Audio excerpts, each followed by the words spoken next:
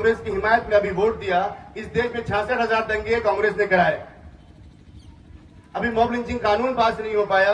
इसके पहले जब भाजपा की सरकार थी, एक मॉब लिंचिंग होता था, मुसलमान सड़क पे होते थे। अभी मॉब लिंचिंग हो रहा है। शहाबुद्दीन साहब के यहाँ गवाह हैं, इमाम साहब को शहीद किया गया, आप सड़क पे क्यों नहीं निकले? और जब मैंने इमाम साहब के बेटे से परवेज से बात की, उन्होंने कहा कि मौजूदा सरकार और यहाँ के विधायक मुझे ये कहते हैं कि भाई माफ कर दो, गलती तो हो गई हमारे लोगों से, अगर तुम बात करोगे, चर्चा करोगे तो हम बदनाम हो जाएंगे। और माइनॉरिटी कमीशन के चेयरमैन साहब, जो माइनॉरिटी कमीशन के चेयरमैन हैं, उन्होंने 25,000 की रकम दी। झारखंड में 47 मॉब लिंचिंग 2019 से पहले हुए और 2019 के बाद 22 मॉब लिंचिंग हुए। इनके मॉब लिंचिंग में जो लोग मारे गए, आदिवासी, पिछड़े, मुसलमान और ईसाई और दलित, उनके बच्चों की आहें सुनते हैं आप लोग? जो लोग यहाँ बैठे हैं वो कभी महसूस करते हैं कि पीड़ा किस तरह से है? जिनके बच्चे गुजर गए, जिनकी माएं गुजर गई, जो यहाँ पर जो हमारे जो साहिब क़याम थे वो गुजर गए, जो लोग हमारे साहिब इक़्तिदार लोग थे वो गुजर गए, जो साहिबान गुजर गए। कभी आपने सोचा इन सारे लोगों के बारे में? कभी आप तकलीफ महसूस करते हैं? यहाँ पर जो गरीब लोग यहाँ बैठे हैं, पिछड़े लोग बैठे हैं, आदिवासी बैठे हैं, पिछड़े बैठे हैं, इनके दर्द तो महसूस किया आपने कि पर कैपिटा इनकम झारखंड की कितनी है? 3,500 से 4,000। झारखंड को बने 24 साल हो गए। 24 साल में अपने लोगों की इर्तिका हम नहीं कर पा रहे, उनको प्रमोट नहीं कर पा रहे। और जो लोग यहाँ पर हैं, उन लोगों से भी मैं सवाल करता हूं कि जिन लोगों को आपने वोट दिया, अगर आपने उनसे सवाल किया होता और आपने अपने मंशूर दिए होते। मैं जिन जिन जगह पे जाता हूं, मैं लोगों को ये कहता हूं कि जब नेता आपके बीच में आए तो उनको अपना एक मैनिफेस्टो दीजिए, अपना एक घोषणा पत्र दीजिए अपने अपने समाज का, आदिवासियों का, दलितों का, पिछड़ों का, मुसलमानों का, ईसाइयों का, कि भाई ये घोषणा पत्र हमारा है, हम इन जगह पे परेशान हैं, हमारे बच्चों को नौकरी नहीं है, सुरक्षा के इंतजाम तुम नहीं कर पाए, सड़कें वीरान यहाँ पर है, नाली के इंतजाम नहीं यहाँ पर है, और तरह तरह की मजबूरियां हमारे बीच हैं।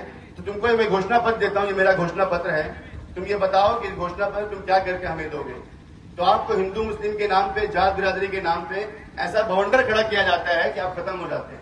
इन 24 सालों में जिनको वोट दिया, मैं उनसे सवाल करने आपका, हमारी पार्टी तो नई पार्टी है साहब, हमारे पार्टी के एक सांसद है और एक सांसद जो मठ की तरह दहाड़ रहे हैं पार्लियामेंट में, ऐसा बोलने वाला कोई नहीं इस देश में। 70 सालों के इतिहास में चंद्रशेखर आजाद साहब ने पिछले 3 महीने में जितनी आवाज उठाई दलितों के लिए, मजलूमों के लिए, आदिवासियों के लिए, मुसलमानों के, पिछड़ों के लिए, इतनी आवाज किसी नेता ने नहीं उठाई। तो बुनियादी सवाल ये है कि जो लोग यहाँ बैठे हैं, जागृत लोग बैठे हैं, हसास लोग बैठे हैं, काशीराम साहब कहा करते थे कि अपनी दीवारों में लिखो हम इस देश के हुक्मरान हैं, अपने दीवारों में लिख दो कि हम इस देश के शासक हैं। इस देश के शासक हम थे, इस देश के शासक दलित समाज था, इस देश के शासक आदिवासी समाज थे। झारखंड आदिवासियों का है, आदिवासियों को क्या मिला? झारखंड में 19 साल आदिवासियों ने हुकूमत की, उनके मुख्यमंत्री थे। 4-5 साल में यहाँ पर मुख्यमंत्री बदले थे भाजपा के नाम पर, तो एक तेली समाज के मुख्यमंत्री थे जो छत्तीसगढ़ के थे, यहाँ के भी नहीं थे।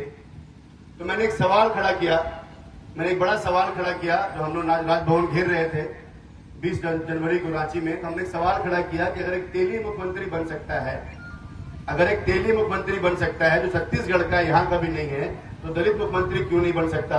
मुसलमान क्यों नहीं बन सकते? पिछड़े क्यों नहीं बन सकते? महतो क्यों नहीं बन सकते? ये सवाल अपने जहन में खड़ा करिए। हमारा काम आपको जगाने का काम है। हमारे पास सत्ता तो नहीं है, आपने एक सांसद बना के भेजा, एक ताकत हमें दी, उस ताकत से हम इस देश में हुक्मरान बनने की कोशिश कर रहे हैं। झारखंड में 14% यादव समाज, विधायक कितने हैं साहब? 3 विधायक कितने आपके? 3 है, 5 विधायक। 14% आपकी जनसंख्या कितनी? 14%, तकरीबन 55 लाख की आबादी में यहाँ पर है, 60 लाख की आबादी में है। इन 60 लाख की आबादी में विधायक 5 आपके हैं, विधायक 9, 10, 11 क्यों नहीं है?